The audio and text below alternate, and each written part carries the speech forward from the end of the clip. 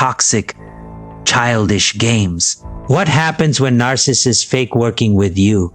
The yes, but trap. Why their promises in mediation are total garbage. Does it feel like you take one exhausting step forward and two crushing steps back, even with things you supposedly agreed on? It starts with them seeming to agree, but it is totally hollow. A nod, a promise to follow through that is as worthless as the air they breathe. And most people, they feel a moment of foolish relief. They wrongly think it is settled until the sneaky, predictable, but start crawling out, and the pathetic excuses pile up into a mountain of obvious, insulting lies. Take a couple where they agreed in mediation that the two-faced, backstabbing partner would handle school pickups on Tuesdays. That partner, with a straight, lying face, said, "Yes, absolutely, I can do that." So when Tuesday comes, the victim,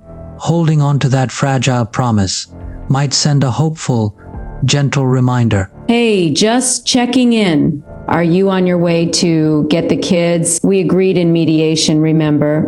But what she gets back is the inevitable dismissive text from the narcissist. "Yes, but this super important thing came up at work, so you'll have to get them." This happened every single time. It is an infuriating, predictable, and evil pattern of sabotage designed to keep you off balance and punish you. Here's the sneaky trick these masters of lies count on you missing. Their agreement is just a temporary break in their endless war against you, a quick pause in their nonstop attacks, not a real peace treaty. It is not a promise to change, but a sneaky way to get you off their back for a minute, so they can plan their next attack. So when these liars give you those empty yeses, do this right away, be firm as hell, and demand brutally specific, measurable, time-bound promises with clear, severe, and immediate consequences if they fail. You don't just accept their worthless words. You demand action. You can see solid proof. They're not just lying again. This is what separates false hope from real change. Now, they yes, but game doesn't work because you see it coming. You expect them to follow through completely, and you have a backup plan for when they don't. Your refusal to back down breaks apart their childish sabotage, not because you're being difficult, but because you deserve real, lasting solutions, not their endless, insulting games. Why narcissists think fairness is a joke, their twisted logic in mediation, compromise in their dictionary. It means you give up everything. Ever walk out of mediation feeling like you gave up everything, like you sacrificed your soul for their ego, and got nothing but disrespect in return? It starts with a sick discussion about fairness, a call for compromise that only applies to you, a search for middle ground that is always deep in their territory. And most decent people, they expect a fair deal. They're willing to meet halfway with a good heart, until the narcissist's disgusting, selfish, and totally delusional idea of fair comes out of their twisted mind, and then everything, every single thing, gets tilted horribly in their favor. Think of a couple talking about money. The victim, trying to start somewhere reasonable, suggests, Look, let's just be fair. How about we split the asset 50-50? That is a standard fair starting point. The other, the greedy monster, just scoffs at the idea and says, with a straight face, twisting the word fair into a weapon, "Okay, that is a start. But since I worked more hours to get it and you are so emotional, fair would be more like 70/30ths in my favor. Don't you want to be fair?" See the trap? They use the very idea of fairness to be totally unfair. Here's the toxic predatory mindset these leeches hide. Fair to them only means what helps them and feeds their sick belief that they deserve everything.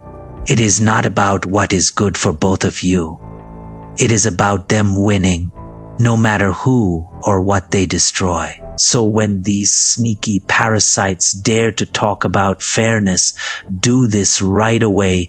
You must clearly and forcefully define what is fair in real objective terms based on actual rights and real respect. Not their twisted, selfish feelings and fantasies. Don't get pushed around by their sick logic. You stand firm on solid, fair principles. This is what separates getting completely steamrolled and having your soul crushed from getting a truly fair and just outcome. Now, their disgusting version of fair doesn't run the show. You fight for real give and take for real justice. Your solid stand on what is truly fair becomes your strength.